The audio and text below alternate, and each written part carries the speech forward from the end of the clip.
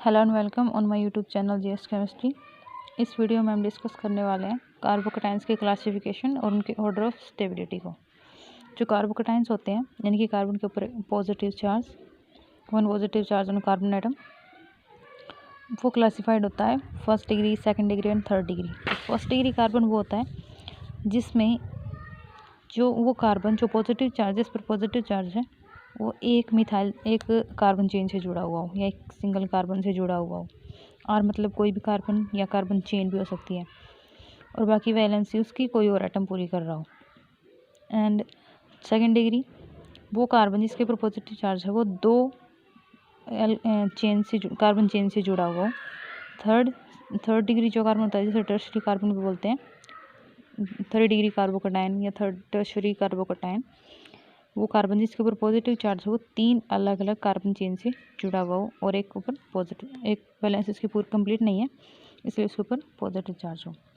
तो उनकी हम आज स्टेबिलिटी को डिस्कस करने वाले हैं। उनकी क्लासिफिकेशन प्राइमरी, सेकेंडरी और टर्सरी के अकॉर्डिंग हो चुकी है। और जो मिथाइल है CH3, one positive charge on carbon atom, methyl के ग्रुप जो मिथाइल आयन है उसको एक स्पेशल केस की तरह ट्रीट किया जाता है क्योंकि उसके साथ कोई भी कार्बन चेन अटैच नहीं है, वो एक स्पेशल केस में ट्रीट होगा। सो इनके ऑर्डर ऑफ स्टेबिलिटी हैं वो ऐसे होंगे, जैसे थ्री डिग्री कार्बोकेटाइन सबसे ज़्यादा स्टेबल होगा, सेकंड डिग्री कार्बोकेटाइन 3 डिग्री से कम होगा, और 1 डिग्री कार्बोकेटाइन सेकंड डिग्री से कम होगा, एंड मिथाइल ग्रुप सबसे कम स्टेबल होगा। और इसके रीजन हम आगे डिस्कस करने वाले हैं। जो स्टेबिलिटी हो किसी भी एटम की वो डिपेंड करती है बहुत सारे फैक्टर्स पे। जो ऑर्डर ऑफ स्टेबिलिटी है उसको हम एक्सप्लेन कर सकते हैं on the basis of resonance या इंडक्टिव इफेक्ट। मेनली तो जो चेन होती है जिसमें रिंग नहीं होती वो इंडक्टिव इफेक्ट के बेसिस पे हम उसकी स्टेबिलिटी को डिफाइन कर सकते हैं। और अगर चेन हो या ना हो, और अगर मेनली चेन वाला तो रेजोनेंस से ही डिफाइन होगा, उसकी स्टेबिलिटी रेजोनेंस इफेक्ट से ही डिफाइन होगी, plus R minus R effect, और इंडक्टिव इफेक्ट कम करता है चेन में। ओके, हम स्टार्ट करते हैं इंडक्टिव इफेक्ट से। जो ऑर्डर ऑफ स्टेबिलिटी है इन फॉलोइंग फैक्टर्स के बेसिस पे डिफाइन हो सकती है। जो इंडक्टिव इफेक्ट है एक अल्काइल ग्रुप का, वो ज़्यादा इलेक्ट्रॉन रिलीज करता है, वो अपने इलेक्ट्रॉन्स किसी और को ट्रांसफ़र करता है, दूसरे को देता है, उसका चार्ज ट्रांसफ़र कर देता है। लेकिन जो अल्काइल ग्रुप है उसका इलेक्ट्रॉन रिलीजिंग, जो इलेक्ट्रॉन को रिलीज करने की टेंडेंसी होती है वो ज़्यादा होती है हाइड्रोजन से। तो जो अल्काइल ग्रुप अटैच होगा जो पॉजिटिवली चार्ज कार्बन एटम है, पॉजिटिव चार्ज मतलब इलेक्ट्रॉन की कमी है, तो जो पॉजिटिव चार्ज कार्बन एटम से अटैच होगा अल्काइल ग्रुप, वो इलेक्ट्रॉन्स को रिलीज़ करेगा टुवर्ड्स दैट कार्बन एटम जिसके ऊपर पॉजिटिव चार्ज है। ओके, सो पॉजिटिव चार्ज है डिस्पर्स हो जाएगा, जैसे कि इस 3 डिग्री कार्बोकेटाइंस में 3 कार्बन चेन है, और 2 डिग्री कार्बोकेटाइन में 2 कार्बन चेन है, और 1 डिग्री कार्बोकेटाइन में एक ही कार्बन है। तो 3 डिग्री कार्बोकेटाइन में 3 चेन अटैच है कार्बन से, इसके ऊपर पॉजिटिव चार्ज है, तो ये ज़्यादा इलेक्ट्रॉन रिलीजिंग होंगे, ज़्यादा इलेक्ट्रॉन इसके पास आएंगे, तो ये स्टेबल हो जाएगा क्योंकि इसकी वैलेंसी ऑलमोस्ट कंप्लीट हो जाएगी। यहाँ से इलेक्ट्रॉन जो चार्ज है वो ट्रांसफ़र हो जाएगा यहाँ से, सो ये ज़्यादा स्टेबल हो जाएगा than 2 degree, and 2 degree is further more stable than 1 degree, and 1 degree is further more stable than methyl ion. Okay, जो डिस्पर्सल है पॉजिटिव चार्ज का वो कार्बोकेटाइन को स्टेबलाइज करता है। और जो जितने भी ज़्यादा अल्काइल ग्रुप अटैच होंगे, जैसे दिखा रखे हैं 3 अल्काइल ग्रुप अटैच हैं, यहाँ पर 2 हैं, यहाँ पर 1 है 1 डिग्री में, और मिथाइल में एक भी नहीं है। तो जितने ज़्यादा अल्काइल ग्रुप अटैच होंगे उतने ही ज़्यादा जो कार्बन एटम जिसके ऊपर पॉजिटिव चार्ज है उतना ही ज़्यादा डिस्पर्सल होगा पॉजिटिव चार्ज का, और इससे उतनी ही ज़्यादा स्टेबिलिटी होगी उस कार्बोकेटाइन की। और इसीलिए जो हमारा 3 डिग्री कार्बोकेटाइन है वो ज़्यादा स्टेबल होता है 2 डिग्री से, 2 डिग्री ज़्यादा स्टेबल होता है 1 डिग्री से, और 1 डिग्री ज़्यादा स्टेबल होता है मिथाइल आयन से।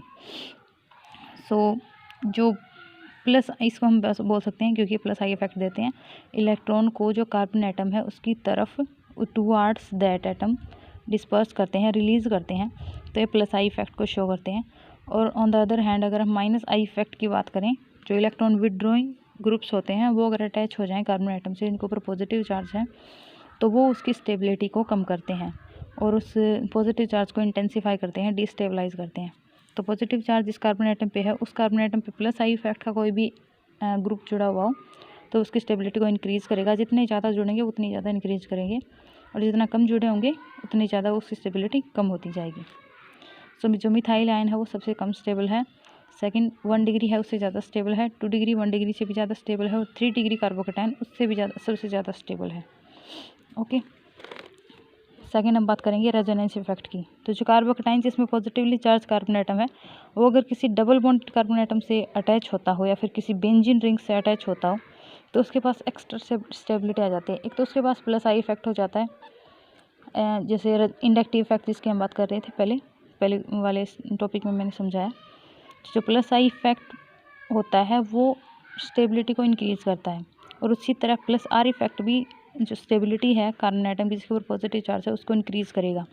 सेम जैसे हम इसमें देख रहे हैं, अलाइल कार्बन है जिसमें CH2 डबल बॉन्डिंग CH और CH2 इसके ऊपर पॉजिटिव चार्ज कार्बन एटम के ऊपर, तो ये इसकी रेजोनेंस स्ट्रक्चर हम बना सकते हैं। ये जो बॉन्ड है ये इसके इलेक्ट्रॉन ट्रांसफर जाएंगे यहाँ और पॉजिटिव चार्ज इस एटम के ऊपर आ जाएगा, तो ये इसकी रेजोनेंस स्ट्रक्चर हो गई 2। ओके, इसलिए जो अलाइल कार्बोकेटाइन है वो स्टेबलाइज होते हैं रेजोनेंस से। जो अलाइल कार्बन है उसको ज़्यादा स्टेबिलिटी चाहिए होती है और इसलिए वो मोर स्टेबल होता है जो अल्काइल कटायन है उससे। हम बात करें बेंजीन रिंग की। अगर बेंजीन रिंग अटैच हो उसके ऊपर पॉजिटिव चार्ज हो किसी कार्बोकेटाइन पे और उसी कार्बोकेटाइन से जो बेंजीन हमारी रिंग है वो अटैच हो तो उसकी और भी ज़्यादा स्टेबिलिटी इंक्रीज हो जाएगी, उसको ग्रेटली स्टेबलाइज करेगा बाय रेजोनेंस, जो प्लस आर इफेक्ट शो करेगा। बेंजीन रिंग से इसके हम रेजोनेंस स्ट्रक्चर बना सकते हैं, 3 या 4 रेजोनेंस स्ट्रक्चर हमारी बनेगी। तो इससे प्रूव होता है कि जो रेजोनेंस स्ट्रक्चर है कार्बोकेटाइन्स की वो एक फिनाइल ग्रुप अगर अटैच हो जाता है तो उसकी ज़्यादा हो जाती है और वो उससे भी ज़्यादा स्टेबल हो जाता है जो पहले था उससे भी। सो जो जितना ज़्यादा पॉजिटिव चार्ज है वो डिस्पर्स होगा उतना ही ज़्यादा उसके अंदर स्टेबिलिटी आएगी। जितने ज़्यादा लार्ज नंबर जितने भी कंट्रीब्यूटिंग स्ट्रक्चर होंगे उसकी रेजोनेंस स्ट्रक्चर होंगे उतनी ही ज़्यादा उसकी स्टेबिलिटी हो जाएगी। तो जो कुछ स्पीसीज़ हैं जिनका स्टेबिलिटी ऑर्डर यहाँ डिफाइन हो रहा है, देखिए जैसे ट्राइफिनाइल कार्बोकेटाइन है C6H5 holes rice C positive. इसी तरह ये इसके ऊपर 2 फिनाइल ग्रुप अटैच है तो इससे कम स्टेबल हो गया, इसके ऊपर 1 फिनाइल ग्रुप अटैच है तो इससे सबसे कम हो गया इन तीनों में से। तो जिसके साथ जितने प्लस आर इफेक्ट का सब्स्टिट्यूट अटैच होंगे जैसे कि बेंजीन रिंग है, फिनाइल ग्रुप है, फिनाइल ग्रुप है वो अटैच होंगे यहाँ पर तो उतनी ही ज़्यादा इनके अंदर स्टेबिलिटी आती जाएगी। जैसे इसके साथ 3 अटैच हैं और उनके साथ 2 अटैच हैं तो ये बेंजीन जितने भी अटैच होंगे 3 बेंजीन है यहाँ पे, इसके साथ 2 बेंजीन रिंग है, इसके साथ 1 बेंजीन रिंग है।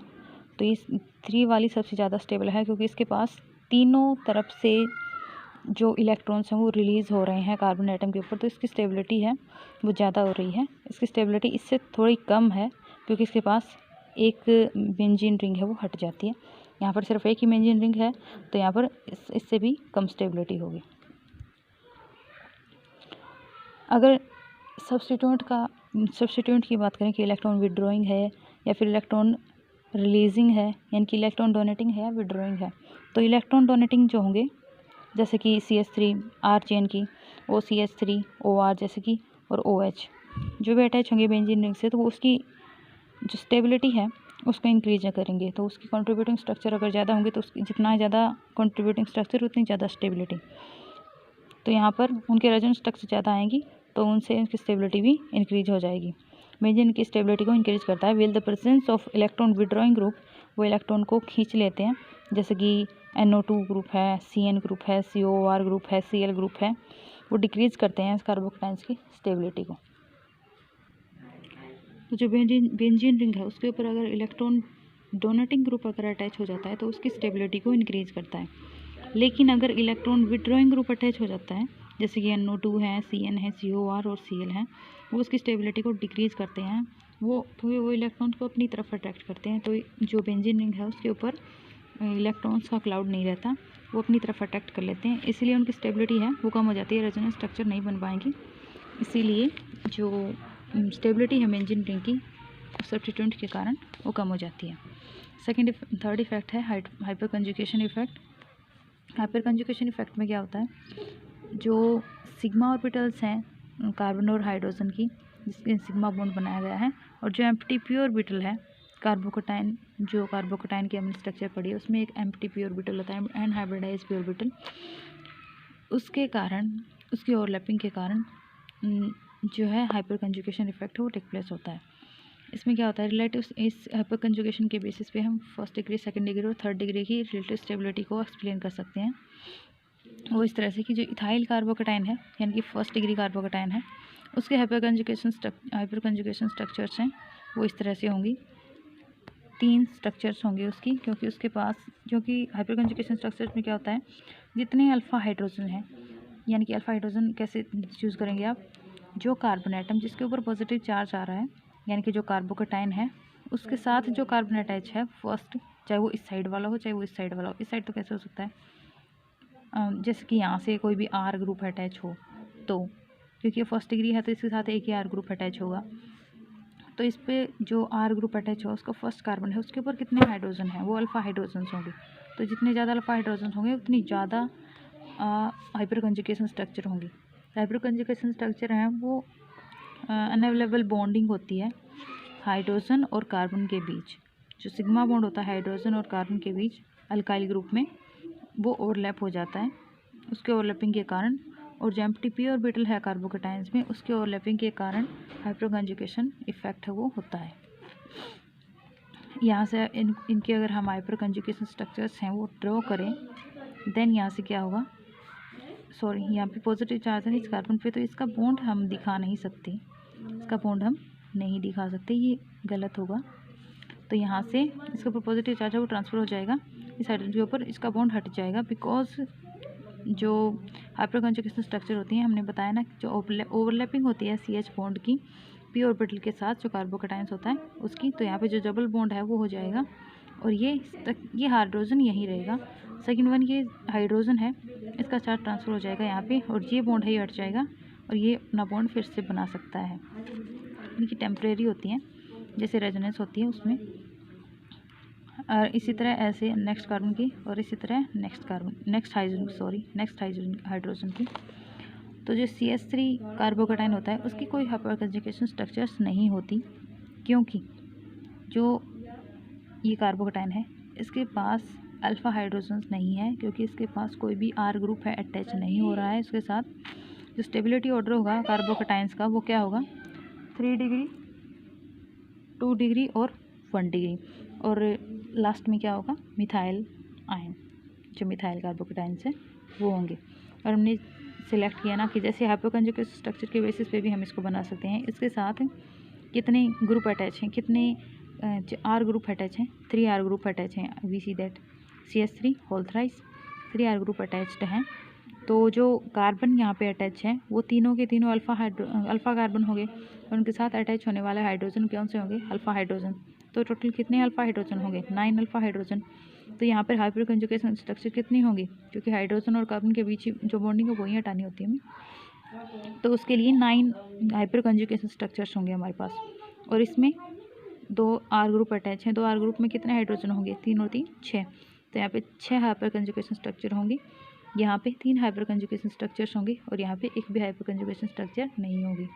तो इसके बेसिस पे भी हम बता सकते हैं जितनी ज़्यादा हाइपर कंजुगेशन स्ट्रक्चर होंगी, जितना ज़्यादा हाइपर कंजुगेशन इफेक्ट होगा, उतनी ज़्यादा कार्बन कटायन की स्टेबिलिटी होगी। तो ये 3 डिग्री कार्बोकटायन सबसे ज़्यादा स्टेबल है, 2 डिग्री उससे कम है, 1 डिग्री उससे कम हो, और मिथाइल कार्बोकटायन हो सबसे कम स्टेबल है। नेक्स्ट एक इम्पॉर्टेंट फैक्टर हम डिस्कस करने वाले हैं कि जो फिनाइल और जो फिनाइल ग्रुप हैं, जो फिनाइल कार्बोकटाइन्स हैं, उनकी इंस्टेबिलिटी का रीज़न क्या होता है। जैसे कि जो कार्बोकटाइन्स हैं, जो कार्बोकटाइन जिनमें पॉजिटिव चार्ज होता है, एक डबल बॉन्ड कार्बन एटम के पास, जैसे कि विनाइल कटाइन को हम लेके चल रहे हैं, तो विनाइल और फिनाइल का ही हमें डिस्कस करना है। तो जो विनाइल कटाइन है हमारे पास, वो कार्बन जिसके ऊपर पॉजिटिव चार्ज है वो डबली बॉन्डेड कनेक्टेड होता है किसी और कार्बन एटम के साथ, और जो फिनाइल कटाइन है उसमें C6H5 पॉजिटिव चार्ज होता है, वो अनस्टेबल होते हैं। उसका रीज़न क्या होता है, क्योंकि इन आयंस के पास रेजोनेंस स्टेबलाइजेशन में जाने के लिए कोई रीज़न नहीं होता, क्योंकि रेजोनेंस स्टेबलाइजेशन उनकी हो ही नहीं सकती। जो उनके लैक ऑफ रेजोनेंस का रीज़न क्या होता है, क्योंकि जो वैकेंट ऑर्बिटल है कार्बन का, जिसके ऊपर पॉजिटिव चार्ज है, जो कार्बन एटम जिसके ऊपर पॉजिटिव चार्ज है, वो उसकी वैकेंट ऑर्बिटल्स, वो हमने देखा ना स्ट्रक्चर में, कार्बोकेटाइन के स्ट्रक्चर में, वो पॉजिटिवली चार्ज कार्बन एटम है वो परपेंडिकुलर होती है डबल बॉन्ड की, क्योंकि डबल बॉन्ड उसी सेम प्लेन में लाई करता है। और जो वैकेंट पे ऑर्बिटल होती है, वैकेंट जो ऑर्बिटल होती है कार्बन की, जिसके ऊपर पॉजिटिव चार्ज है, वो उसके परपेंडिकुलर होती है, तो बॉन्डिंग नहीं हो पाती।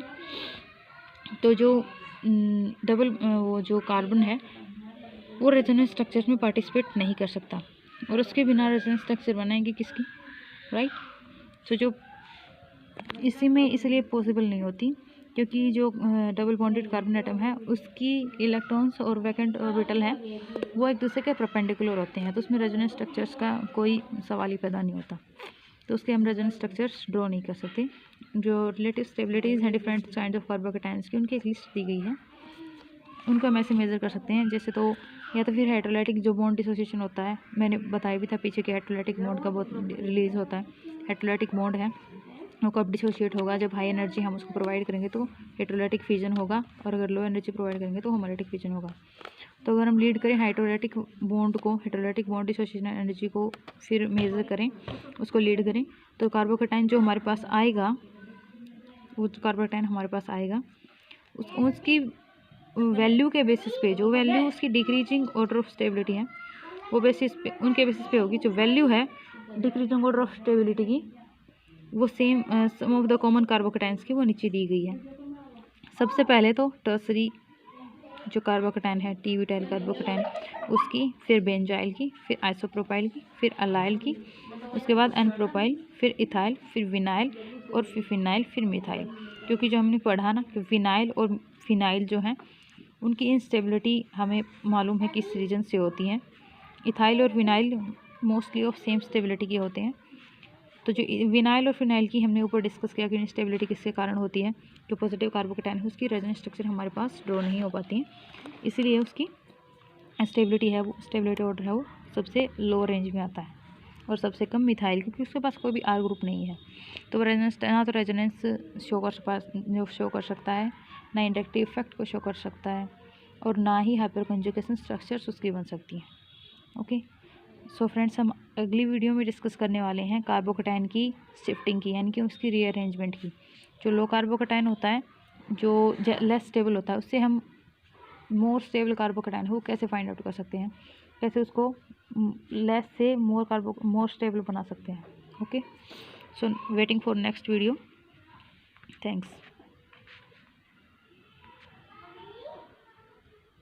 देखो तो 3 टॉप लगी है।